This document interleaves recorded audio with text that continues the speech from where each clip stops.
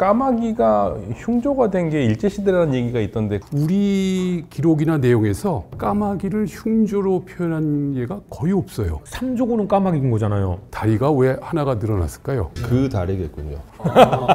근데 고구려가 강대국이 됐던 가장 큰 이유 중에 하나가 철제 갑옷이 굉장히 좋았다. 우리 중세 영화 보면은 번쩍번쩍 하얀 빛나는 게 그게 쇠거든요. 사실은 고구려의 그 활로 쏘면 그런 게 뚫려요. 고구려 유물 가운데 그 비늘 갑옷이 있거든요. 비늘 편을 물고기처럼 이걸 겹치면 이 2배 효과 이상이고 오히려 이게 튕겨나가는 거거든요. 역사를 보다 가깝게, 역사를 보다 재밌게 전해드리고 싶습니다. 역사를 보다 진행을 맡은 허준입니다. 인사 부탁드립니다. 안녕하십니까. 경제사학과에서 고고학을 연구하고 강의하고 있는 강인욱입니다. 안녕하십니까. 구석대 교양대학에 있는 조업조입니다. 한국 고대사, 특히 고조선 고구려 쪽을 전공하고 있습니다. 안녕하세요. 서강대 유럽연구소에서 이슬람과 중동을 가르치고 공부하고 있는 박현노입니다. 예, 안녕하세요. 한국이집트학연구소의 강민수입니다. 이집트학과 이집트 고고학을 연구하고 있습니다. 저희가 카페를 운영하고 있는데 거기에 이제 질문들을 종종 올려주시잖아요. 필로님께서 질문을 올려주셨어요. 예전 드라마 볼 때 저도 이 생각한 적이 있거든요. 고구려는 까마귀를 삼조고라고 생각할 만큼 길조라고 여겼는데 지금 우리가 까마귀를 보면 재수없어 이런 느낌을 갖게 하고 이게 조선 때부터 시작이 됐다라고 하는데 왜 갑자기 이렇게 됐을까요? 이제 까마귀가 흉조 개념이 연결된 건 약간 서구 영향이 아닌가 싶어요. 우리 기록이나 내용에서 까마귀를 흉조로 표현한 예가 거의 없어요. 다 길조 개념이지, 특히 고대사로 갈수록 이건 아주 신성한 존재이지, 굳이 이제 조선시대적인 관점으로 연결하면 예컨대 뭐 까마귀 노는 곳에 백로야 가지 마라 하면서 뭔가 고고한 선비와 대비되는 좀 사악한 존재 같은 이미지가 있고, 까마귀 날자 배 떨어진다 뭐 그런 정도의 징크스적 표현 정도는 있을지언정 까마귀를 흉조로 하는 건 전 별로 못 봤어요. 기록상으로는 없는 거예요? 예, 별로 못 찾기 힘듭니다. 저 어렸을 때도 보면 어디서 깍깍 소리 나면 기분 나빠 막 이러잖아요. 근데 사실 까마귀를 흉조로 여기는 거는 보통 서양에서도 중세 이제 마렵에 기독교 강화되면서부터이고 언제나 기독교가 있습니다. 항상 중심에는 근데 사실 이 까마귀가 고대는 유럽 지역에서도 상당히 이제 긍정적인 새로 이제 여겨졌어요. 오딘. 워낙 그런 영특하기 때문에. 그러다가 이제 중세 시대 때를 거치면서 흉조처럼 여겨지다가 다시 근대가 되면서 자연과학이 발전하면서 과학자들이 연구를 하게 되고, 그래서 더욱 다시 또 긍정적인 요소로. 그러니까 저는 까마귀 하면은 가장 먼저 떠오르는 게 에드거 앨런 포의 소설 있죠. 까마귀. 야, 그거 보면은 진짜 이 얼마나 이 모든 흉측함이 다 들어있는 것 같지 않습니까? 지금도 까마귀 하면 묘지 위를 날아다니는 그 새 같은. 그렇죠. 근데 이게 검은색을 악마와 그러한 죽음으로 연관시키면서 결국은 연상작용이 된 게 아닌가 하는 생각이 좀 들었었어요. 아마 크지 않았을까. 네. 근데 이슬람에서는 안 그래요. 그래요? 이슬람에서는 이제 꾸란의 7세기 문헌이잖아요. 그러면 거기에 이제 카인과 아벨 얘기가 있거든요. 근데 이 카인이 알다시피 이제 아벨을 죽이잖아요. 이제 죽인 다음에 어떻게 해야 될지 모르는 거예요. 과정에서 인류 최초의 살인이니까 어떻게 할지는 모르는데 까마귀를 알라가 보내서 매장하는 법을 가르쳐 주거든요. 그러면 인간이 처음으로 매장 문화를 갖게 된 건 까마귀 전원 때문이에요. 이슬람 전승에 따른. 까마귀가 워낙 영특한 새니까 고대로부터 또 중세시대 때까지 기독교 영향권 밖에서는 항상 긍정적인 의미로 해석이 됐던 것 같아요. 근데 그러면서 이제 제가 이제 아까 말씀드린 그 중세시대 기독교에 의해서 부정적인 어떤 새로 여겨지게 되고, 그게 나중에 18세기, 19세기 되면서 유럽에서 낭만주의자들이 그 뭔가 까마귀 하면은 이제 검은색이고 약간 이제 뭐 왜냐면 또 이 까마귀가 시체를 먹거든요. 그래서 공동묘지 주변에 되게 많아요, 까마귀들이. 그런 거를 계속 어떤 문학적으로 묘사를 하다 보니까 이게 이제 약간 부정적인 요소도 여전히 존재하는. 근데 뭐 시체를 안 먹는 새가 어느 정도나 될까 싶은데 모든 새가 사실은 공통점인 건데, 근데 곰은요? 부활해가지고 곰 됐잖아요. 그리고 카미가 되고 신이 되고 막 이렇게 하는 거잖아요. 그리고 왜 사슴이 그랬는지도 이제 이해가 되고, 삼조고는 까마귀인 거잖아요. 왜 까마귀가 그럼 신성시 된 거예요? 사실은 이제 그 원형적인 내용은 중국 기록에 사실 나옵니다. 중국 이제 산해경에 거기 보면은 중국인들에게 있는 탕곡 부상 11신화라고 해가지고 우리 쪽을 상정합니다. 중국의 입장에서 동쪽, 거기에 탕곡이라는 곳에 부상나무가 크게 있고 거기에 10개의 해가 있는데 이게 하루에 하나씩 돌아가면서 말 그대로 세상에 나오는데 어느 순간에 이게 10개가 다 나와버린 거예요. 그럼 다 죽게 되겠죠. 다 죽죠. 그래서 안 되겠다 해서 10개의 신을 동이족이라고도 이제 설명되는 후예라는 예라고 표현되는 아주 신궁에게 활을 쏘게 합니다. 그러면 해를 하나 마치고 해가 떨어져야 되는데 까마귀가 떨어지고, 해를 맞추면 떨어지고. 그래서 9마리의 까마귀를 해를 제거하고 하나의 그 해만 남게 했다는 그런 이제 부상 10일 신화가 있고요. 사실 그게 이제 이 조선이라는 아침이 밝고 뭔가 해가 떠오르는 그런 일출처의 개념으로 중국인들에게 우리 지역이 설정이 되는데, 그래서 이제 동이와 연결된 신화 속에 나오는 9개를 떨어뜨리면서 까마귀로 연결되는 그런 신화가 정리가 돼 있어요. 그래서 이미 해 속에 까마귀가 있다. 그런 인식을 해서 까마귀가 태양신 같은 느낌이네요. 그렇죠. 까마귀 이꼴 태양신, 일종의 불사조 개념의 좀 뭐 포에닉스 같은 피닉스. 예, 그런 식의 개념으로 등치가 돼 있던 겁니다. 근데 너무 뜨거우니까 타군요, 까맣게. 예, 그래서 이제 검은 흑점과 연결돼서, 그리고 해 속에 있기 때문에 검은색으로 됐다, 뭐 이제 그런 식의 인식도 나올 수 있는 거죠. 근데 놀라운 것은 그게 우리 쪽에, 특히 고구려에서 해모수 신화를 말씀드렸는데 말 그대로 그러니까 해모수를 어떤 분은 해머슴으로 설명을 해요. 해머슴. 해사내, 해남자. 그래서 남자의 상징이 해고, 그리고 이제 그것이 검은 까마귀와 연결이 되면서 고구려와 연결된 부여계와 연결되는 세력들이 워낙 하늘신, 해신앙이 강하다 보니까 중국에서 원형적 개념은 있지만 그 실제 출발은 이 동이 쪽일 거다라는 그런 또 신화적 해석들이 많이 나오고 있습니다. 중국에는 처음에는 이족이었어요. 그냥 까마귀였어요? 두 다리가 있는. 그냥 정상 예. 보통 까마귀인 거잖아요. 예. 근데 그 한나라 시대 때부터 삼조고가 나오기 시작합니다. 왜 그럴까? 다리가 왜 하나가 늘어났을까요? 4개였다가 하나가 잘렸나요? 사족도 나오는 경우가 있었어요. 근데 대개 삼족으로 정리가 됩니다. 그 다르겠군요.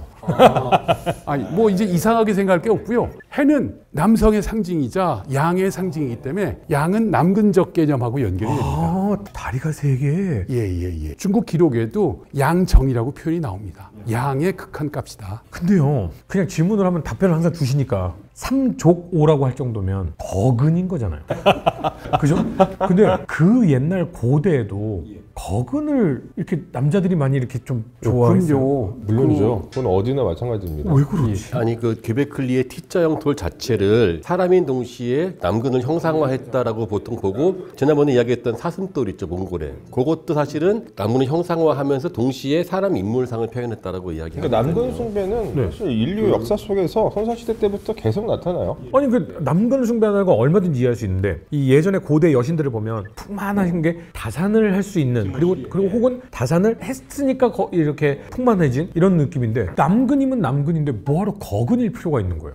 이제 강력함을 상징하겠죠. 네, 저는 약간 여기서 고각적으로 좀 다른 견해를 좀 제시한다면은 성기 숭배 사상이 있는데, 이렇게 다리 하나를 더 표현하는 식으로 하는 성기 숭배는 제가 알고 있는 한 전 세계에서는 없고, 아예 성기 자체를 형상화하거나, 물론 거대하건 작건 하는데, 저는 오히려 천지인, 처음에 세계는 완벽함을 말하거든요. 하나 남성 여성이면은 제3의 것은 바로 신의 것을 의미한다는, 왜 중국도 보면은 왜 청동기 다리가 3개거든요. 3개는 조화이고 완벽함, 그리고 인간의 것은 2개까지지만 3개부터는 신에 속한다라고 하는 그러한 신성이 부여된 것이 아닌가라고 저는 일단 일종의 직물적 현상을 이제 표현할 때 하나의 남근적 개념으로 보고, 그것이 하나의 관념적으로 재정리될 때는 말씀하신 것처럼 완전성의 상징체가 또 3이라는 개념으로 이 세상적 현상과도 연결이 되기 때문에. 남근이라는 게 그 생명력을 상징하잖아요. 그래서 힌두교에서 링감 신앙이라는 게 있어요. 링감이 쪽에서도 남근입니다. 한자에서 할아버지 조자 있죠? 그 보일시변의 차자 비슷하게. 원조할 때 그 조가요? 이 조가 이게 남근이에요. 보일시자가 제사 지낸다라는 뜻이고요. 예, 그게 남근이에요. 이렇게 이상하게 생각하시면 아니고, 할아버지로 상징되는 남자의 어떤 원형적 정기가 계속 계승되는 거고, 그 존재가 할아버지라는 개념으로 정리가 된 거고. 고대 이집트에서는 이제 남근이 강조된 신이 있는데, 이제 민이라는 신이에요. 제 원래 이제 영어식 이름이 제 민인데. 남근신이시군요. 예, 그래서 이제 애군 민수 아니고 이제 남근 민수로. 근데 진짜로 그렇게 장난으로. 왜냐면 제가 이 일화를 많이 말씀드리는데, 제가 그래서 이집트 학에 가서 인사를 해요. My name is Min 하면은 이제 거기는 이집트 학 하신 분이 다 민이라는 신을 아시잖아요. 신. 그러니까 저를 이제 한번 이렇게 딱 하면 훑으시죠. 그런 다음에 너 남자구나 라고 이렇게 하시는데, 아무튼 근데 제가 이 말씀을 좀 드린 이유는, 민이라는 신이 이집트 역사 속에서도 거의 가장 이른 시기부터 나타난 신이에요. 그래서 이집트 선왕조 시대 이제 후반부에 가면 높이가 2, 3m 되는 신상들이 만들어지는데, 이제 사람의 형상이에요. 근데 이렇게 한 손으로 그 성기에 있는 부분을 남성 성기로 이렇게 쥐고 있어요. 근데 그 성기 부분은 지금 이렇게 뚫려 있거든요. 신상은 이제 돌로 만들었고 아마도 그 성기 부분은 나무로 이렇게 쭉 해가지고 꼽아 나왔었을 것이다라고 추정을 하고 있습니다. 예, 그런 모습들이 이집트에서는 아주 이른 시기부터 나타난다는 말씀을 좀 드리고 싶었습니다. 어쨌든 까마귀는 태양, 태양은 남성, 남성은 남근. 그래서 삼조고는 실물적으로는 그 남근을 의미하는 느낌이 있고 개념적으로 관념적으로 가면 이거 신이 3이라는 완전한 이 3이라는 숫자를 숫자는 얘기한다. 사실 거의 보편적으로 또 신성성을 나타내는 숫자로 많이 쓰이죠. 삼조고 질문 하나로 이렇게까지 갔습니다. 이제 다시 원점으로 좀 돌아와서 오프닝은 마무리하도록 하겠습니다. 대충 질문이 답변이 되지 않았을까라는 생각이 좀 듭니다. 삼조고는 신과 연결이 되고 길조잖아요. 근데 우리도 살다 보면 문화권마다 길조, 흉조 아니면 길이 여기는 동물, 흉이 여기는 동물들이 있잖아요. 북방 문화권에서는 흉과 길이 따로 있어요.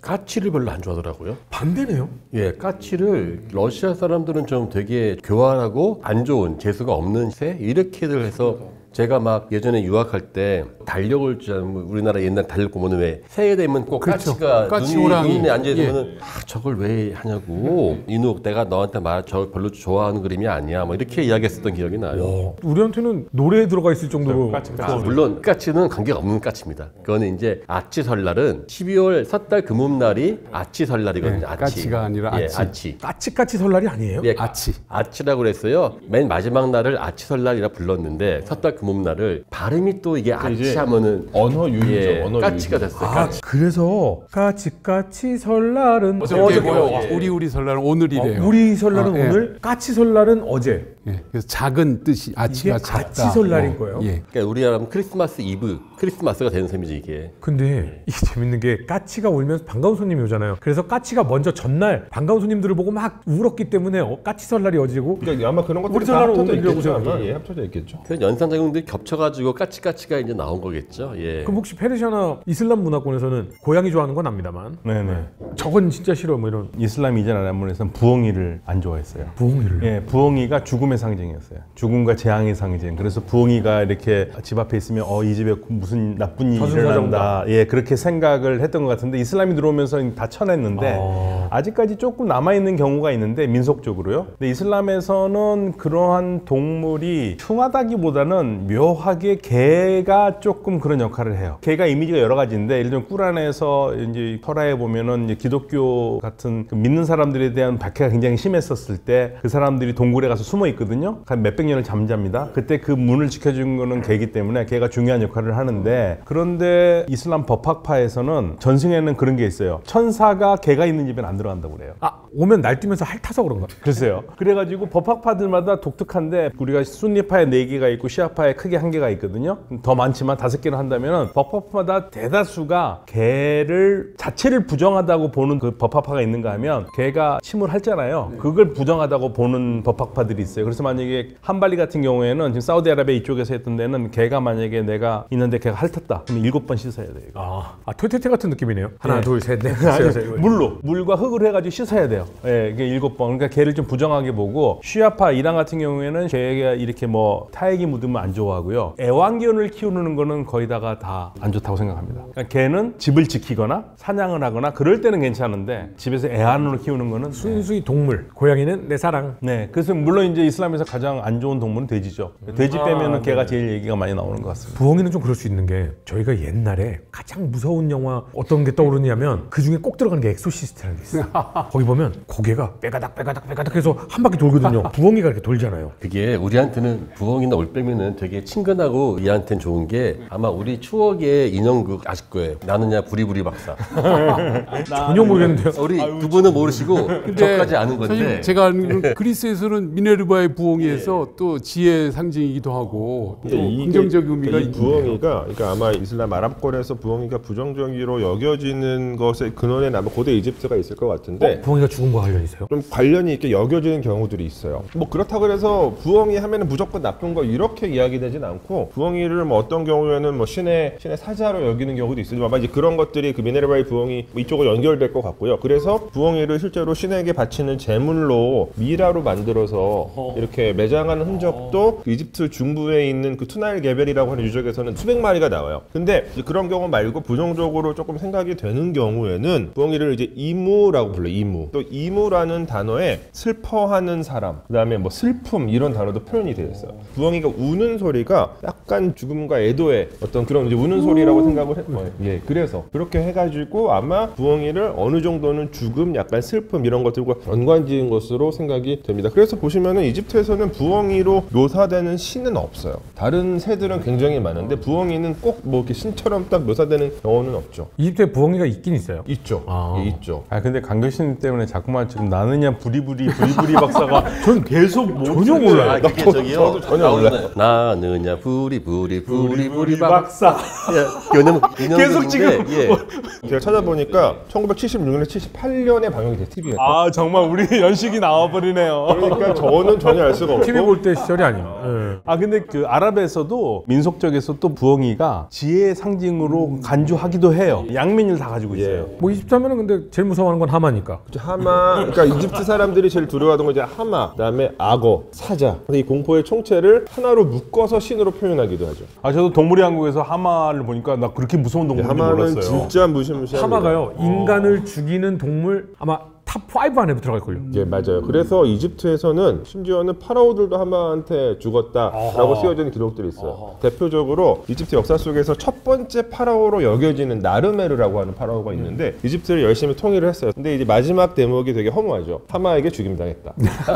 그러니까 아마도 이제 이집트인들은 이 나일강을 기반으로 해서 살던 사람들이다 보니까 뭐 하마의 공격을 받기가 되게 쉬웠겠죠. 그리고 하마가 물에서 물살을 가르면서 달리는 거 보면요. 진짜 무섭게 달려요. 엄청 빨라요. 우린 보통 악어를 되게 무섭게 생각을 하는데 악어도 하마한테는 사실 잽이 안 되죠. 하마가 악어 막 이렇게 물어가지고 그냥 그 영상도 있지만 고대 이집트의 그 무덤에 가시면은 이 나일강의 풍광을 묘사한 뭐 부조 같은 것들이 이제 그려져 있는데 여기 보면은 자주 사용되는 주제가 하마가 악어 먹고 있는 그림입니다. 그러니까 이 고대 이집트인들도 하마랑 악어랑 싸우면 하마가 대체로 이긴다는 사실을 알고 있었던 거죠. 경험적으로 알았을 거예요. 어쨌든 길조와 흉조에 있어서 굉장히 문화권마다 다르다라는 사실을 알 수 있었고 부엉이는 박사님입니다.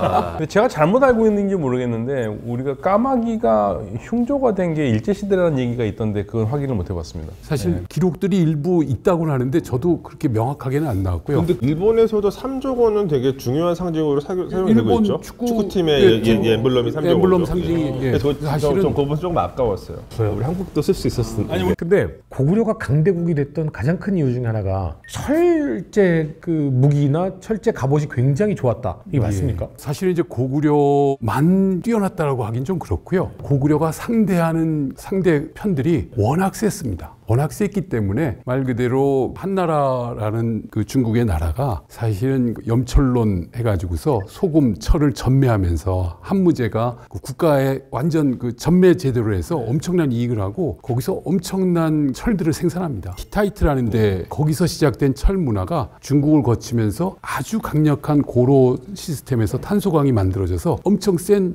철제 무기들이 만들어졌고요. 그 한무제가 고조선을 처음 공격 위만조선 할 때도 처음엔 위만이 외신으로 편입이 되면서 병이 재물을 나눠줘요. 어찌 보면은 그 한나라 그 세력권에 들어오면 이런 첨단 무기 줄게 해가지고 그 첨단 무기를 받아들이는 그런 양상이 나옵니다. 거기서 이제 그 위세로 위만조선이 사방 수천리가 되는 세력권으로 되고 이제 그 과정에서 한나라가 주변에 강력한 철제 무기로 정복을 해나가면서 그 상대편도 그에 필적할 수 있는 역량을 키울 수밖에 없어요. 항상 복속만 될 수는 없으니까요. 그 과정에서 고구려의 가장 중요한 역량이 요동 지역을 장악하면서 고구려의 뛰어난 무기들이 마구 쏟아집니다. 거기가 철광이 많이 쏟아지는 제가 지역입니까? 개인적으로 거기를 한번 조사하러 갔는데 자석을 이따만하게 큰 걸 가지고 그 요동 노천이에요. 산에 가서 바위에 대면 딱딱 달라붙어요. 산에 달라붙어요. 네, 바위가 그냥 노천에 있는 게 깨서 그냥 녹이면 되는 거예요. 안산시 일대. 네, 안산 일대입니다. 안산철강 지금도 유명하죠. 안산철강. 네, 안산철강이 지금도 중국 철광의 대표 거점인데 우리는 전부 다 석회암이면 현밤 이런 건데 거긴 철광석이 네. 많군요. 그래서 결과론적으로 보면 고구려인들이 중국의 어찌 보면 선진 기술을 받아들인 건 사실인 것 같고 거기서 더 강력한 철을 만드는 역량을 바탕으로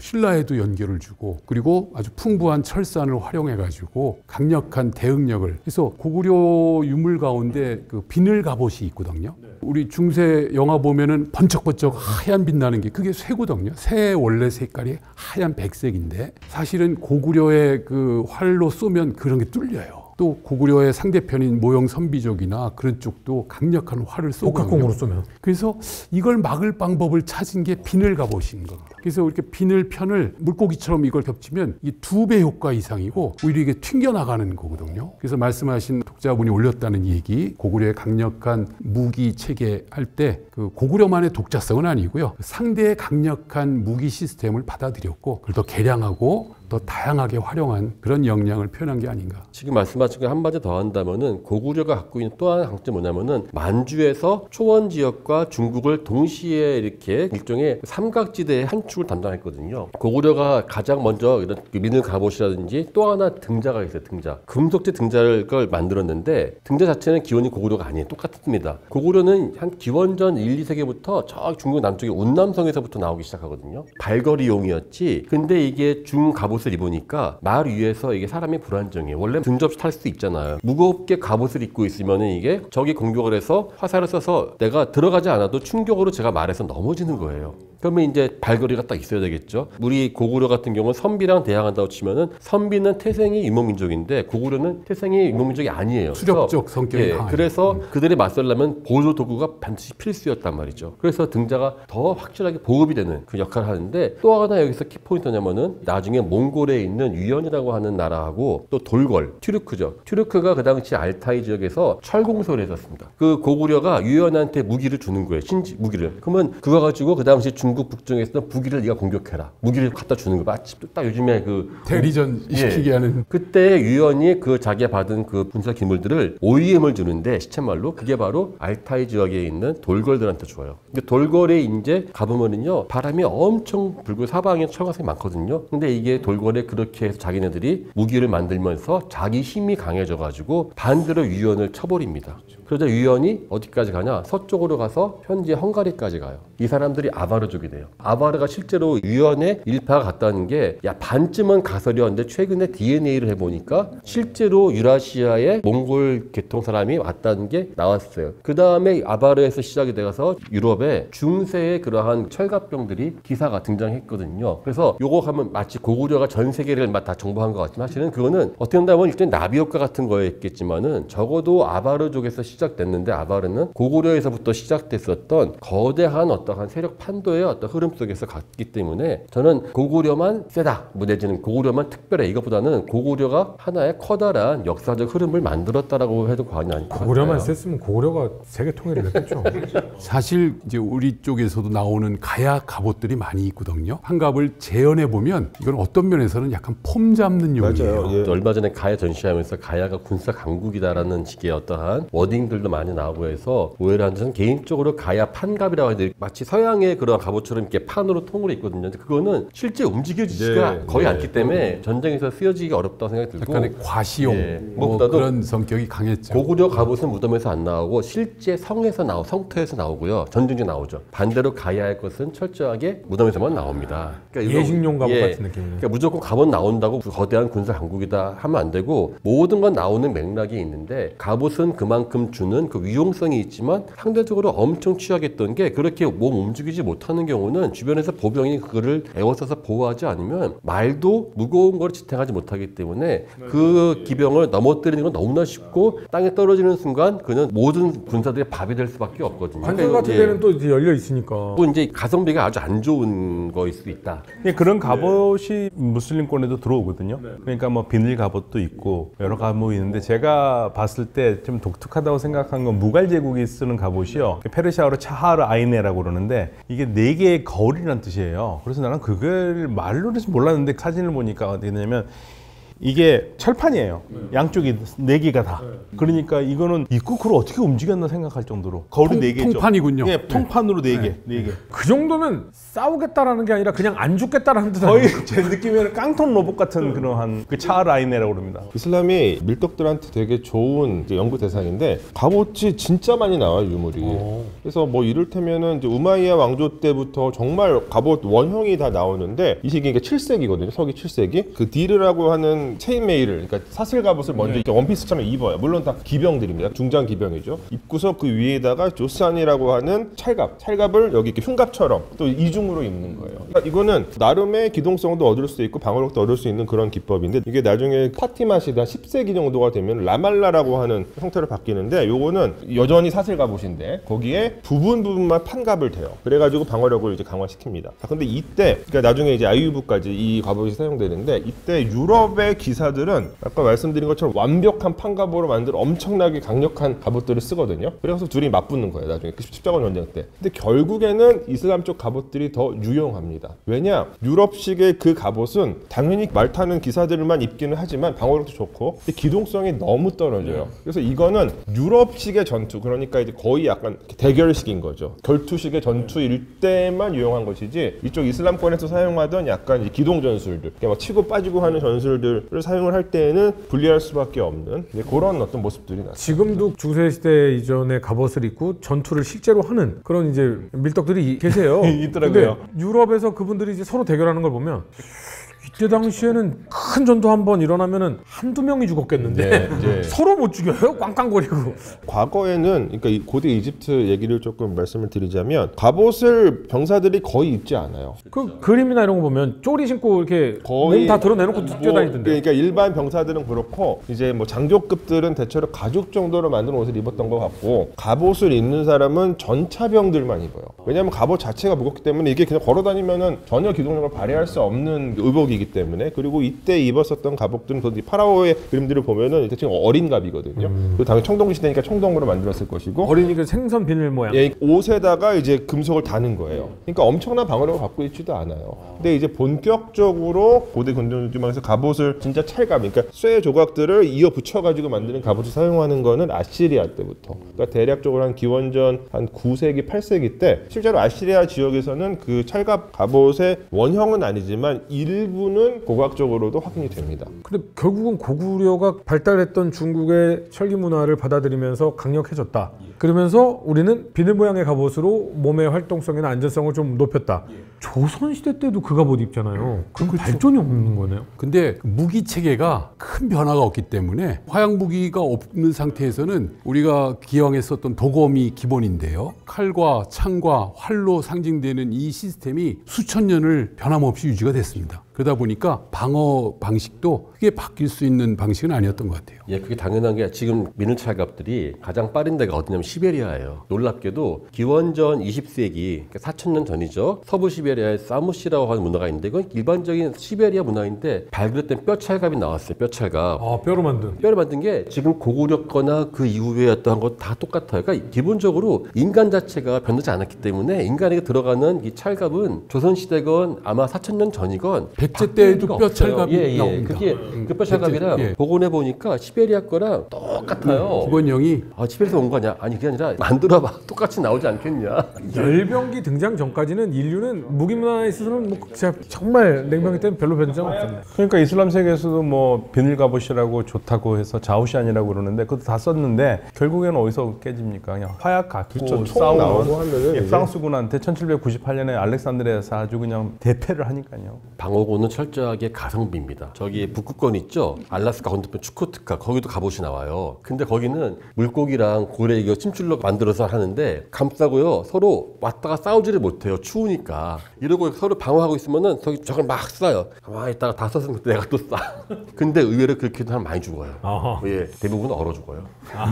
그리고 이제 과거에는 심지어는 이제 천갑옷도 서구권에서는 고대 시대 때 많이 사용이 됐어요. 여러 개를 덧대서 이렇게. 맞아요. 이때 아주 단단하게 이제 조밀한 섬유를 사용해가지고 뭐 대표적으로 리노토락스라고 하는데 여러분들 잘 알고 계시는 알렉산드로스도 보통 그 천갑옷을 입어요. 그래서 가장 유명한 알렉산드로스를 이제 그린 그림 중에서 이소스 전투를 그린 그림이 폼페이의 그 어떤 바닥면에 모자이크화로 나오는데 그게 지금 나폴리 박물관에 있거든요. 근데 거기서도 알렉산드로스가 입고 있는 옷이 리노토락스입니다. 그러니까 천갑옷이에요. 근데 그것도 실제로 실험을 해보면 상당히 방어력이 좋습니다. 방어력 좋아요. 네, 상당히 방어력 좋습니다. 말씀하신 것처럼 이 갑옷의 소재가 이제 금속재도 있고 가죽 그런 것들을 좀 강화하는 방법이 오칠입니다. 그래서 칠을 한다고 강해져요? 예, 예. 그럼요. 오칠이 아주 튼튼하고 견고할 뿐만 아니라 방지도 되고요. 부패 방지. 그래서 황칠 옷을 백제에서 만든 것이 또 아주 중국에서도 막 그걸 달라고 그러기도 하고 방어를 위한 다양한 고민들을 했고 그 결과물들이 나타났을 것 같아요.